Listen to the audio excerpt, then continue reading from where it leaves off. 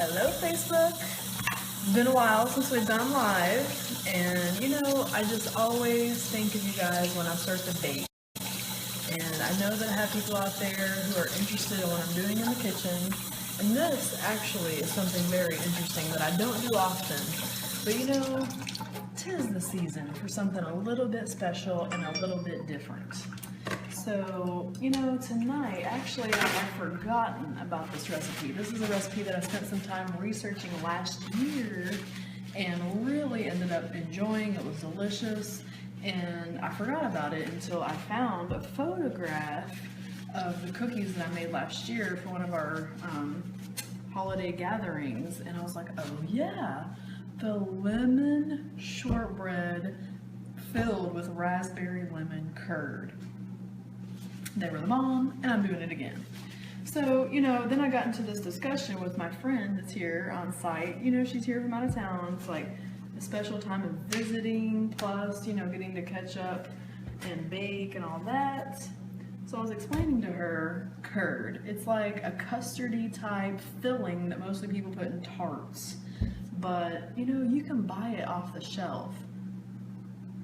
There's lots of things you can buy off the shelf. We could just go buy a box of Oreos if that's what we wanted to do. But is that me? No, we're not doing that. So we are making our own curd filling for the lemon shortbread that we're gonna have. And I want to go here. I want to go here. This is not all about me or losing weight and stuff, but I do want to say that I have not been eating this kind of food for a while, several months, and so something like this is special, and so it's worth the extra time to do it right, because this is a treat. This is not something I'm just having every day. So I'm going to take my time, I'm going to enjoy the process, I'm going to enjoy the product, and it's special, so it's worth the time and the effort to make some things homemade, full of flavor, and not just processed off the shelf. Nobody's got time for that. So what I'm doing here, I'm zesting the lemons, and when I reread the recipe, the shortbread that I'm about to make after this does call for the zest, but the curd actually does not call for the zest. But you know what? When you're an experienced cook, you can go off the recipe card sometimes when you know what's right. And I'm reading through this thing and I'm like, okay, it says that it wants fresh lemon juice. Yeah, that means I'm gonna have fresh lemons at the house. And you're not even asking me to put a little bit of zest in there? Somebody has lost their mind, or they forgot it was a typo in the recipe card, because the zest, my friends, is really where the flavor is at. So I'm not going to stay live for, hours to show you how this goes down, but we will do little check-ins here and there, but I just want to let you know where I'm starting from. So I put a cup and a quarter of raspberries on the saucepan, and we're just getting this little bit of juice out of there. This is like the real deal Lucille raspberry juice. There's no sugar, there's no nothing. It's just cooked raspberries, pureed. I've got this little thing I'll do a plug for, Pampered Chef. Just crunched up my little raspberries in there, and now basically what I'm going to do is just make sure I'm getting as much juice as I can out of that, just kind of pushing it through here, trying to eliminate the solids and the seeds, but wanting to get that juice. So a cup and a quarter of raspberries. Now I'm really just trying to get a quarter cup of juice out of that. So we'll see how that goes. I'm going to let that kind of just sit there, get as much as the drip says it can out, while I zest and squeeze my lemons. Got my little lemon squeezer tool here, which is very helpful. So I'm just getting it all together. We'll also give a plug to Farmers of America. I have a really good friend who raises her own chickens and hooks me up with these real eggs. And we're talking curd. Let me just tell you, the basic ingredients in curd are yolks, butter, sugar, and juice, and that's a curd, okay?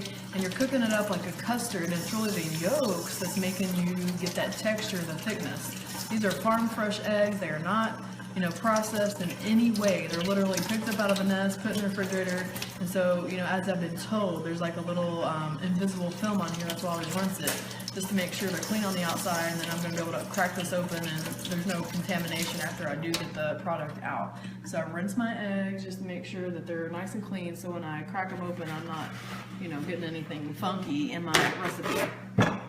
So that's all we're gonna talk about for now. I'm gonna, you know, focus here, get everything going, but don't worry, we will come back live again later just so you guys can get an update and see how amazing this raspberry lemon curd turns out. It's gonna be a product in itself, and then we'll get busy on the lemon shortbread and we'll put them together and it's gonna be amazing.